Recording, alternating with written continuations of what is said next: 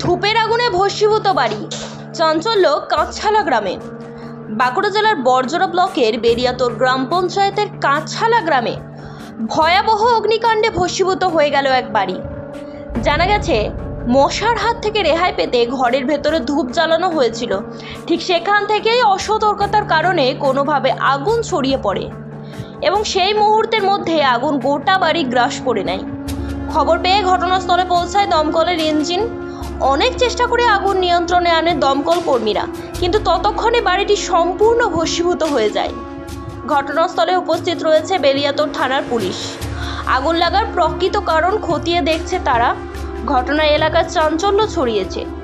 সৌভাগ্যক্রমে কোনো প্রাণহানির খবর মেলেনি, তবে ক্ষয়ক্ষতির পরিমাণ অনেক। পুলিশ ও দমকল যৌথভাবে তদন্তে নেমেছে আগুন লাগার সঠিক কারণ জানতে। আগুনটা কখন লেগেছিল?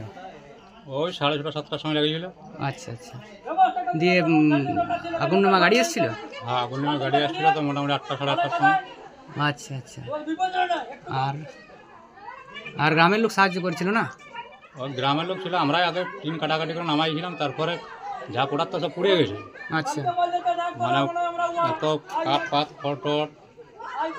আচ্ছা, আপনার থাকার আর বাড়ি আছে না এটাই আপনার বাড়ি? থাকার বাড়ি তখন তো নাই, এখন পাপা তো ফাঁকাই আছি। আচ্ছা আচ্ছা, তাহলে কালকে ছিলেন কোথাও রাত্রিবেলায়? গাছতলা। আচ্ছা আচ্ছা, ঠিক আছে। আপনার নাম? আশিস দণ্ডপাত। আচ্ছা, গ্রামের নাম? আচ্ছা, বিলাতোর অঞ্চল না? বিলাতোর অঞ্চল, থানা বিলাতোর।